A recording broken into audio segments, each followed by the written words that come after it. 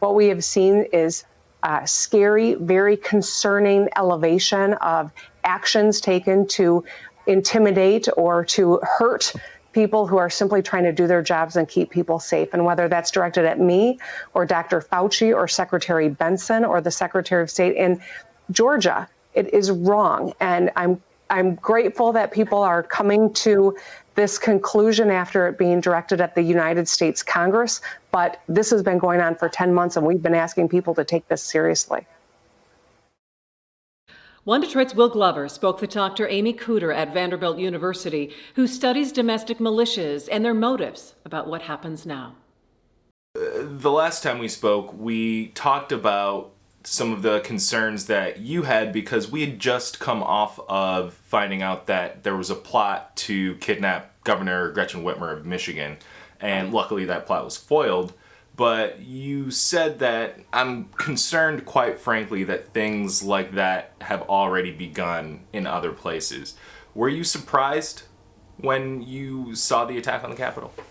I wasn't surprised. I was obviously appalled, still shocking to see exactly how that played out. But it seemed to me to be a fairly logical conclusion to the upset, to the rhetoric that we've seen develop in recent months. Were there any militias involved with the attack on the Capitol? As far as we can see right now, yes. I can't give you any super solid names of militia groups for particular states beyond the Oath Keepers and the 3%ers right now. Some of that is a little bit ambiguous based off of some of the chatter I'm seeing. There were some reports of some groups from Texas and Arizona having their insignia in particular, but there are some concerns that some of that might not be accurate. But there are definitely folks who believe in the general militia approach, being armed, being prepared, thinking of themselves as super patriots who are the last line of defense for the Constitution. Right. And that was another thing that you touched on the last time we spoke, is that you said that even then you had been seeing Trump signaling to people that at the time they need to, take up arms and protect themselves from what were, Black Lives Matter protests going on at the time. Do you think that his messaging and his, words to his followers were a large part of why things have transpired or gotten to the point that they have? I think we absolutely have to consider that a large variable. Again, not for every single actor in this morass that we've seen develop, but it was very clear from the online chatter that groups were paying attention to him, taking that as a personal message, as a legitimizing message for their concerns and for their planned action. I think were it not for his repeated messaging on that very topic, we would have seen a smaller presence at the Capitol. Right.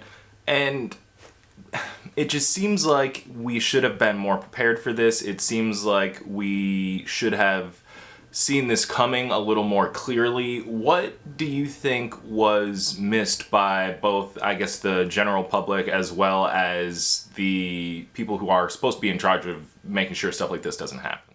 Right. Well, these groups have a long history of sitting back and kind of talking a big game about certain things and not necessarily acting on them. And I think that, alongside the fact that these are mostly white folks, factored into law enforcement in particular, underestimating their potential risk here. We have a long history in this country of treating Black protesters very differently than white protesters, despite a very different history of violence going with each group. We've also seen, especially over the course of the summer, where Black Lives Matter, Antifa were framed as being very anti-police. Militias and other groups then sort of became seen as pro-police. And I think that's factored into law enforcement sort of taking for granted, oh, they're on our side, they wouldn't act against us. And thus, again, sort of underplaying the potential risk here, not just to the Capitol and to democracy, but to some of the police officers on site themselves. Since then, since the attack on the Capitol, what have you seen as far as what the sentiment among some of these groups has been around what happened? Right. Well, it's really complicated, in fact. Some of the groups have now backed off in terms of some of their fervor in general. also backed off in terms of their plans to actually go to their own state capitals and protest on Inauguration Day.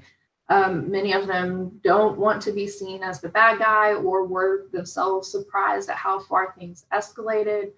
There are others, though, who feel like that was like a morally just action and maybe stirred into further action, possibly not just on Inauguration Day, but for a while after into Biden's administration, as they feel like that's not a legitimate administration and it's still their job to speak out against that in some form or fashion.